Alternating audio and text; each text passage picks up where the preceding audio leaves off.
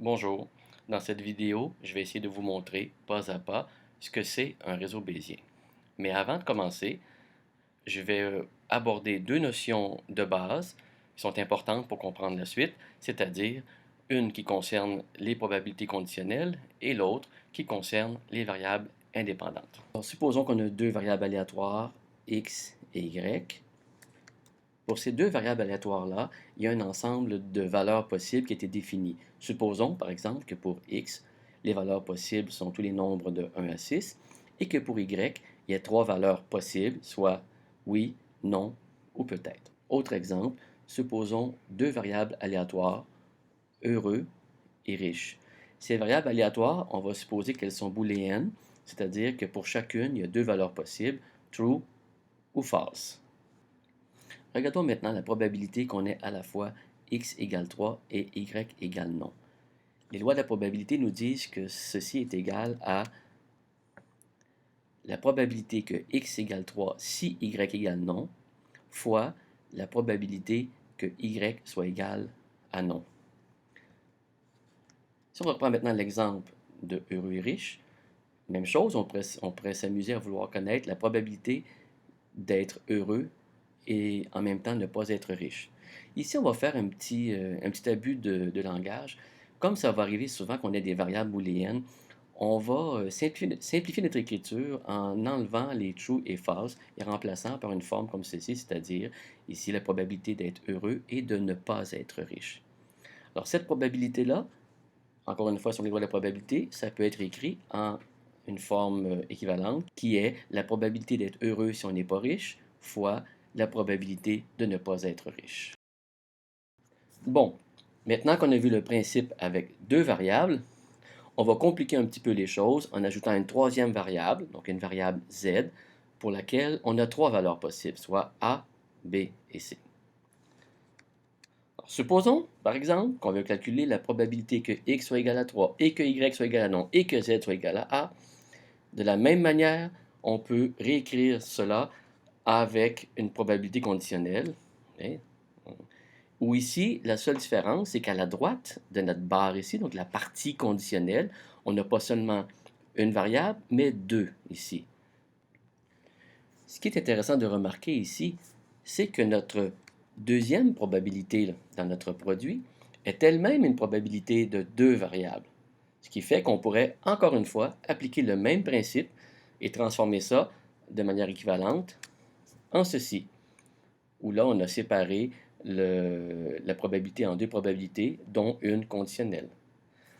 Ce que vous remarquez ici, c'est qu'avec nos trois variables, on a fait une application en cascade du même principe.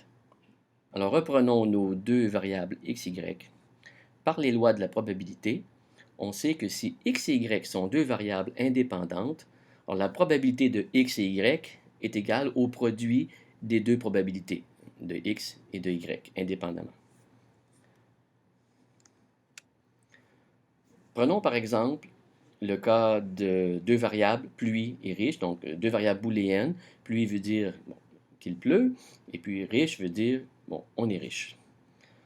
Alors on sait très bien que le fait d'être riche n'a absolument aucun lien avec qu'il y ait de la pluie ou non. Donc ce sont deux variables qu'on va considérer comme étant indépendantes. Donc la probabilité, par exemple, qu'il pleuve et que je sois riche, ça va être la probabilité qu'il pleuve fois la probabilité que je sois riche.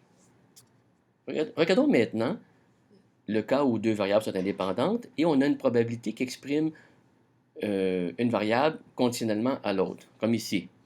La probabilité de x étant donné y. Mais si x et y sont indépendants, cette probabilité-là va être simplement la probabilité de x. En fait, ça veut dire ici que peu importe la valeur de y, ça n'a aucune influence sur la valeur de la probabilité de x. Si on reprend notre exemple de tout à l'heure, la probabilité qu'il pleuve si je suis riche, okay, ben, c'est la probabilité qu'il pleuve, point final. Le fait que je sois riche n'influence pas du tout le fait qu'il pleuve ou pas. Bon, j'espère que vous avez bien compris ces deux notions fondamentales qui vont être essentielles pour que vous compreniez ce que c'est qu'un réseau bayésien. Bon, maintenant, je vais vous montrer comment on peut construire un réseau bayésien à partir de ces notions de probabilité. Dans notre premier exemple, on a une probabilité sur 4 variables aléatoires qui sont toutes des variables booléennes. La première, détecte, est vraie si le dentiste détecte une anomalie.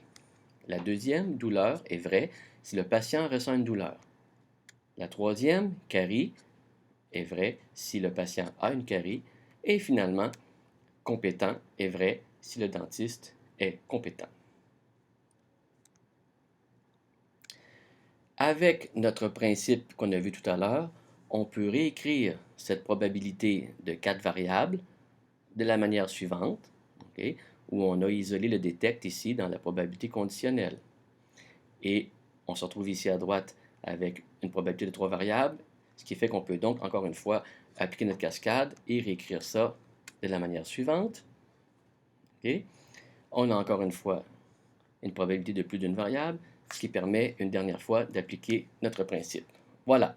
Donc, on a maintenant 4 probabilités qui sont multipliées pour calculer notre probabilité des 4 variables.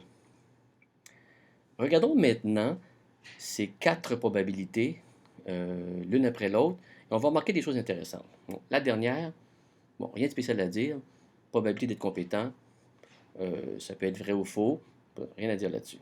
Mais regardons celle-là ici. Probabilité d'avoir une carie si le dentiste est compétent. Bon. On sait bien avec notre connaissance du monde que la compétence du dentiste n'a aucun effet, il n'y a aucune relation entre le fait d'avoir une carie et le fait que le dentiste soit compétent.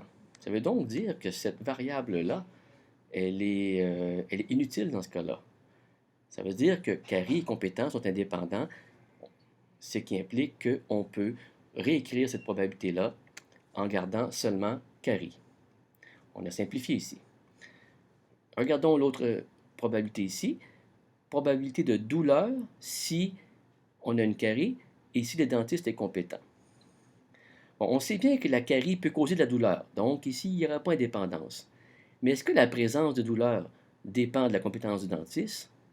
Encore une fois, on va répondre non, ce qui nous amène à penser que cette variable-là est inutile ici, c'est-à-dire que douleur et compétence du dentiste sont indépendants. Ça veut donc dire qu'on peut la retirer de cette probabilité-là, ce qui nous donne la simplification suivante. Et on termine avec la première probabilité ici, okay, qui est détecte si douleur, carie et compétent. Là, il y a une relation entre la compétence du dentiste et le fait qu'il va détecter ou non une anomalie. Donc ici, on ne va pas retirer ça. Est-ce que la présence de carie va influencer le fait qu'il détecte ou non une anomalie? Bien, forcément, si le patient a une carie, bien, ça devrait être plus probable que le dentiste détecte une anomalie.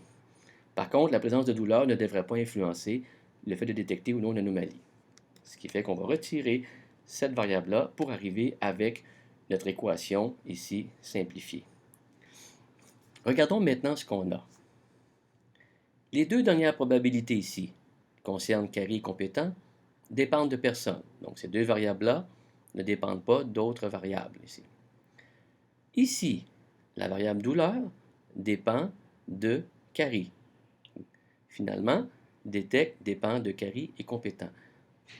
On peut représenter ça sous forme de graphe.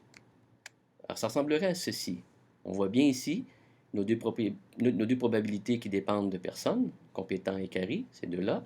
On voit bien ici douleur qui dépend seulement de carie, et finalement, détecte qui dépend de ces deux variables-là, telles qu'exprimées dans cette probabilité-là.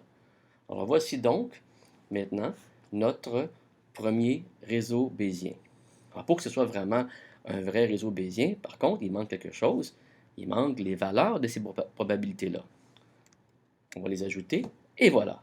Là maintenant, on a un vrai réseau bayésien. On a mis ici c'est quoi la probabilité d'avoir une carie? Ici, on a mis 0,30, c'est qu'on supposerait, par exemple, que 30% de la population visée ici aurait des caries. Il faut avoir une valeur aussi de probabilité pour la compétence du dentiste. Ici, on est dans un monde quand même assez bien, puisque 95% des dentistes sont considérés comme étant compétents. Et ici, bien sûr, pour la douleur, il y a deux cas à considérer. C'est quoi la probabilité d'avoir une douleur si on a une carie? Ici, on a mis 0,8. Et c'est quoi la probabilité d'avoir une douleur si on n'a pas de carie? 0,3. OK? Donc, ici, évidemment, on a supposé que s'il y a une carie, il y a plus de chances d'avoir de la douleur. Mais on a quand même une chance d'avoir de la douleur s'il n'y a pas de carie, puisqu'il y a d'autres choses qu'une carie qui peut causer de la douleur. Et finalement, ici, pour des techs, on va avoir une table de probabilité un peu plus grosse, puisqu'elle dépend de deux variables. Donc, par exemple, ici, si le dentiste est compétent et qu'on a une carie, alors la probabilité qu'il détecte une anomalie, elle est presque de 1, très forte. OK? À l'inverse, ici, s'il n'y a pas de carie et que le dentiste est compétent, OK, donc on espère qu'il ne trouvera pas de carie. Mais s'il n'y a pas de carie et qu'il n'est pas compétent, alors on pourrait supposer ici qu'un dentiste qui n'est pas compétent pourrait trouver des caries, il n'y en a pas, on va avoir une probabilité plus élevée ici que là d'avoir une détection. Alors voilà, ici, on a un réseau bayésien qui nous permet de calculer n'importe quelle probabilité qui implique ces quatre variables-là. Très bien, vous savez maintenant ce que c'est qu'un réseau bayésien. Mais j'aimerais ça vous faire remarquer une chose intéressante. Quand on a fait notre raisonnement pour construire notre réseau bayésien, nos variables étaient dans un certain ordre. Mais cet ordre-là, il est arbitraire. OK? Qu'est-ce qui se passerait si on avait fait le même principe, mais avec un autre ordre de variables? Eh bien, on aurait obtenu un autre réseau bayésien qui aurait été aussi valable que celui qu'on a obtenu. Alors, pour voir ça, faisons-le.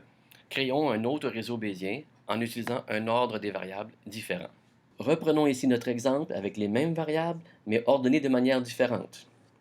Alors, probabilité de carie, douleur, compétent et détecte, avec notre cascade de réécriture, nous donnerait ceci. Si on refait la même analyse pour voir les variables qui sont indépendantes l'une par rapport aux autres, on va éliminer trois variables encore une fois et obtenir cette forme-là ici. Et on remarque ici qu'on obtient un nouveau réseau qui est différent de l'autre qu'on avait auparavant. Alors maintenant, j'aimerais ça qu'on revienne à la question de la sémantique d'un réseau bayésien. Qu'est-ce que ça représente exactement un réseau bayésien? Reprenons maintenant notre réseau de tout à l'heure. OK? Alors, je vous ai dit qu'un réseau bayésien permet de calculer n'importe quelle probabilité impliquant ces quatre variables. En fait, ce qu'il faut comprendre ici, c'est qu'un réseau bayésien n'ajoute pas plus d'informations que la table complète des probabilités, comme celle-ci, par exemple. Le réseau bayésien représente une forme simplifiée, factorisée, si vous voulez, de ces probabilités-là, mais rien de plus.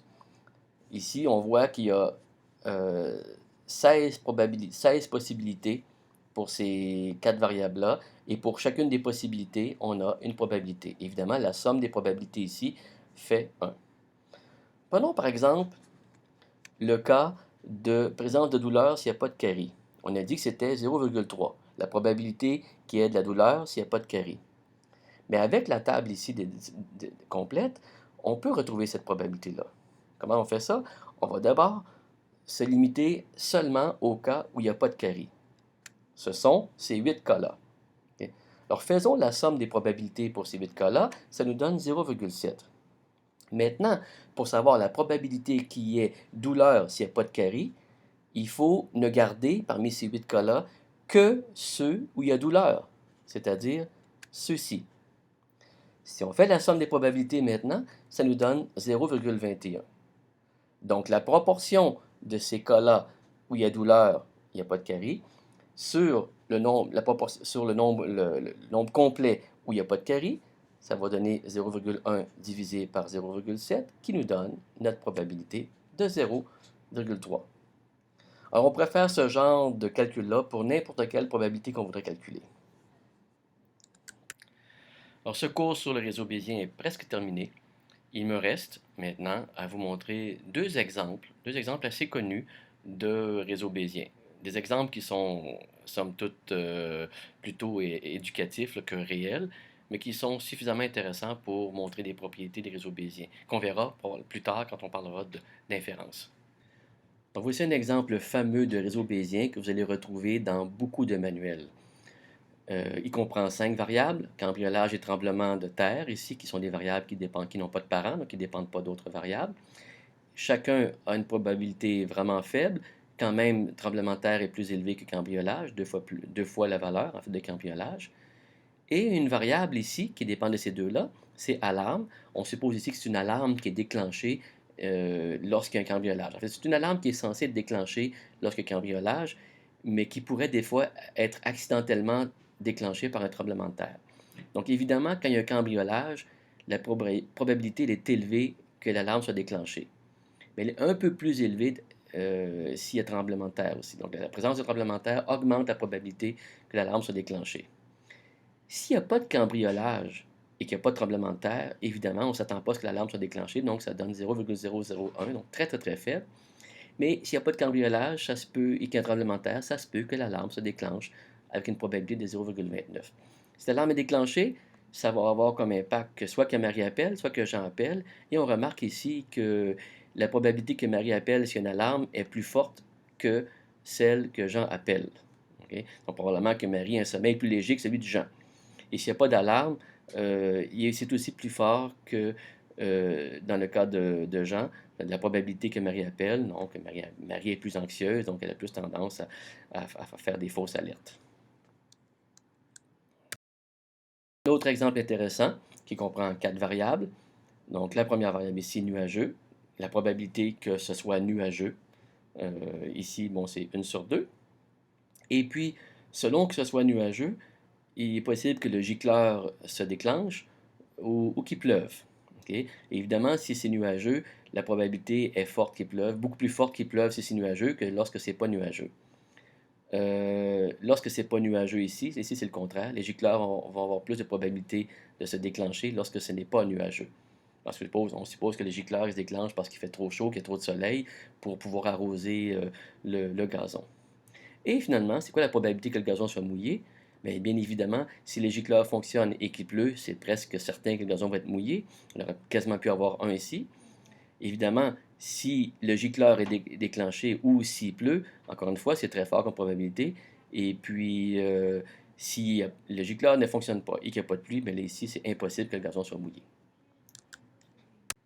Voilà, vous savez maintenant ce que c'est qu'un réseau bayésien.